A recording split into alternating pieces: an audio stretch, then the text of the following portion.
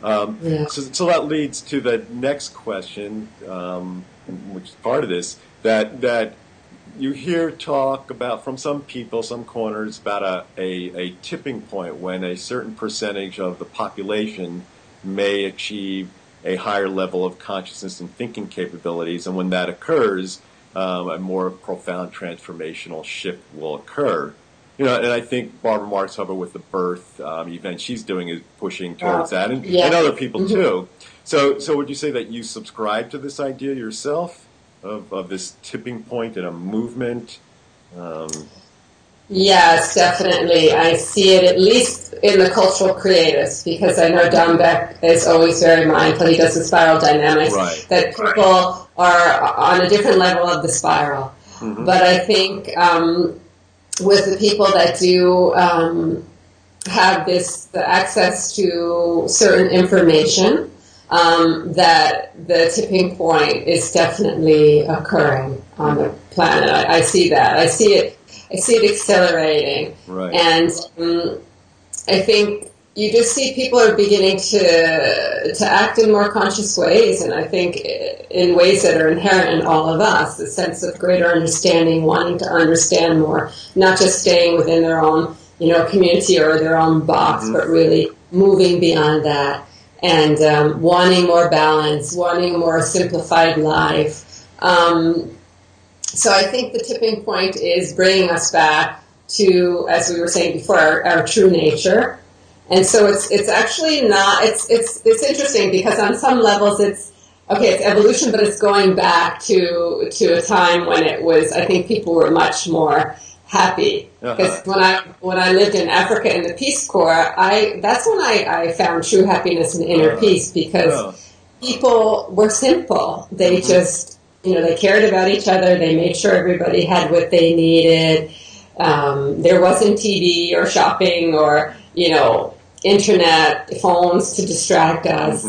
It was just being very basic, and I think what it means to be a human being. And I think that the tipping point is calling us to go back to that time. So, I don't know if it's an evolution or not. Well, yeah, that's a very good point. Yeah, it's getting much more in touch with our authentic selves, our more simpler nature of just being more loving towards each other and understanding what happiness and joy is. It's a good point.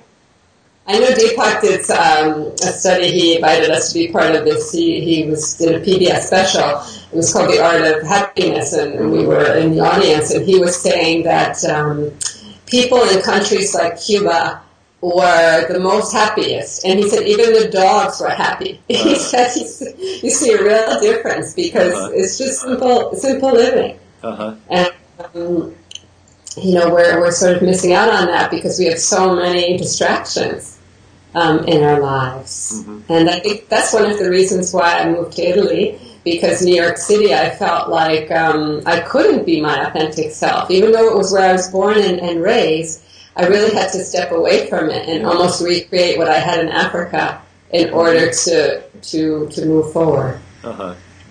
Yeah, that's a good point.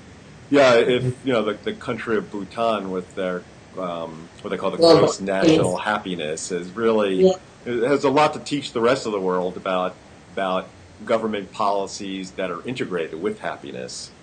And, absolutely. Absolutely. Yeah. So that's a good point. Yeah. So I know that in July you went to the Rio Plus 20 summit. Do you feel that was a productive gathering there? Well, yes and no on some levels. I think the large conferences of the UN, those times are almost past. In the 90s, there was many conferences on many different issues, and I think a lot of really good things came out of it. I think the most important outcome of the Rio Plus 20 was not really a document or a treaty, but it was the fact that it catalyzed a global call to make sustainable development a priority and central to global thinking. And for me personally, it was very heartwarming to see thousands of people from all over the globe caring about the environment in very diverse ways. Like some people were working on documents and others through their words and their speeches, and then others like the indigenous peoples through prayers and ceremonies. I spent a lot of time with the indigenous peoples, and their approach was quite different. But everybody approached wanting to support the earth in different ways. So that was really lovely to see. Also, I have to say, my takeaway from the conference was the people of Rio. They were so kind and happy to host us. Even the police officers that had big machine guns that were really intimidating were so warm that you forgot that they had big guns. Were so warm, and they wanted to help us so much. And the hospitality of the Brazilian people just touched me to a point that I just couldn't forget about it. I was on the plane going back, and I thought, well, what do they have that makes them so... Even one lady, we had to go about maybe 15, 20 miles from where we were. And she said, I'll come in the car and I'll direct you because I know where it is. She didn't just give us directions. She came with us. So I personally felt like those gatherings give us opportunities to have those type of interactions and open up our worldview a little bit. Yeah. But on some really practical matters, I think some tangible things came out of the conference. There was financial commitments for sustainable development projects. Like I think it was $513 billion in commitments for energy and transport, and they're starting an international fund to promote worldwide green economies. And they're giving money to disaster reduction and deforestation, many different sections. So that was really positive because there was over 700 voluntary commitments by governments and businesses and civil society groups and universities towards sustainable projects. So that's going to have a ripple effect. So I think in that sense, the conference was very successful. And then also they're creating something called the Sustainable Development Goals, the SDGs, like the Millennium Development Goals, which I'm sure you've heard of. Yeah. And so they're going to focus exclusively on economic, social, and environmental issues, where the Millennium Development Goals really works more on poverty eradication and some other social issues. So I think that, I know the Millennium Development Goals have done a tremendous amount on local levels. So I think these Sustainable Development Goals will as well. So I think overall I heard in the news that they didn't think the conference was so successful. But I think in some very tangible ways it will ripple out and have an effect. So I think it was useful. I think it was a really good conference. And one of the outcomes, will there be another summit or there be breakout groups, or was that it's just... if there were, I'm sure there are people following up on different initiatives like the Sustainable Development Goals. They probably have a committee that will follow up on it. And of course, on the commitments, they always have people like in the UN Environmental Program following up on certain commitments. I don't know if there is going to be a plan for another Rio, maybe in another 10 years. I was at the World Summit on Sustainable Development, which was sort of 10 years ago. It was the second big environmental conference. So I would imagine in another 10 years they'll probably do something similar. But I do know within the UN system they are feeling like these UN conferences maybe are not that worth the money that they cost to put them on. So, and I think just in general there's a trend I'm seeing of people moving away from conferences. You don't see people attending, and maybe because of the economic crisis, but people attending conferences as much as teleconference series and doing things from home. Right. So since we're talking about this summit and conferences and action, and also since today here in the U.S. is Election Day, when this gets posted on the website, it won't be obviously Election Day anymore, and we'll know the outcome. But so that leads to my question: What counter should we expect from our political leaders, if anything, in terms of transformative change? Well, I think we should expect a lot more than we're receiving. Good point. Very good point.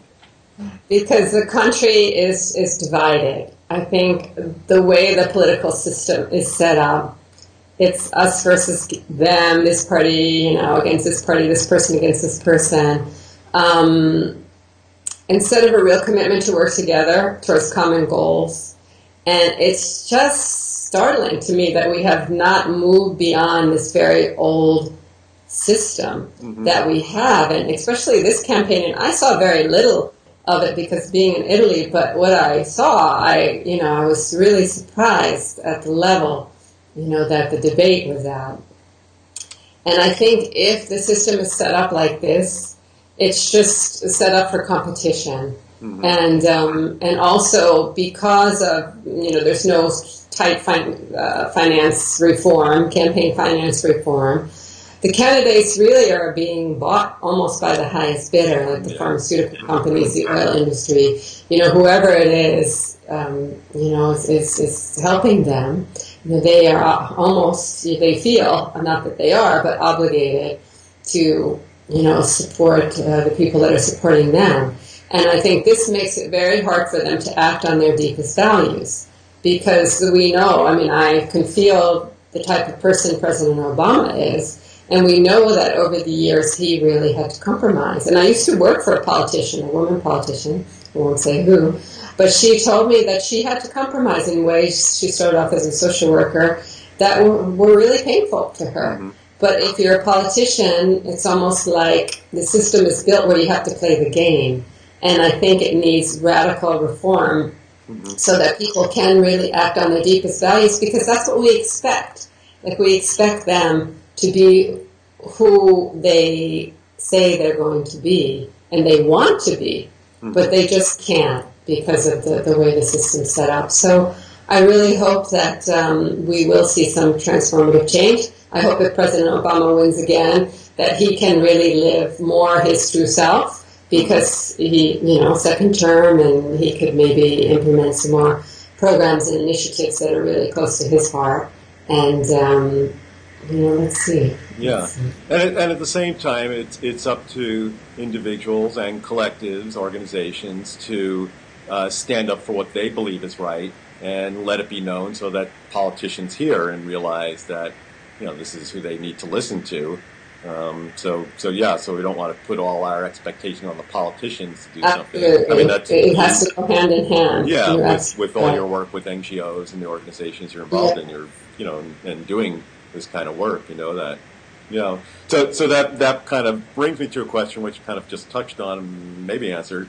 But what can an individual do, since it'll be individuals watching this interview, what can individuals do on a singular level to affect positive change and transformation? I think a little bit of what we said before: meditate, do mantras to change the vibration in your body to a higher frequency. I think that's really key. I think also knowing our thoughts create our reality. I struggle with it every day because I read Biology of Belief by Bruce Lipton and others, and I know that's true. Because I know when I shift my mind and I shift my beliefs that it affects my reality, but I don't always do it on a day-to-day basis. So I think it's really important for us to implement what we know works or what we really believe. Right. Because if we don't, then what are we all about? Then we're not being real, with who we are and what we say we believe. And even something as simple as giving to others without expecting to receive anything back, whether that's love or compassion or support, to really not, even with your partner or your friends or your anybody in your life, to just give based on the fact that this is what's inside you and not have any expectation to receive back. Right. I think if we could live in that way in the world, we'd see a lot of change. Yeah, and that by itself is a shift in consciousness from egocentric to more world-centric, or just thinking of others and not just yourself. Yeah, it's not like what's in it for me, or if I do this, what am I going to get back? But It's like just to walk in the world in that way. And have positive thoughts. I remember once I did an experiment. I had an ageless wisdom class, and we had an experiment where one day we had to think only negative thoughts and one day we had to think only positive thoughts.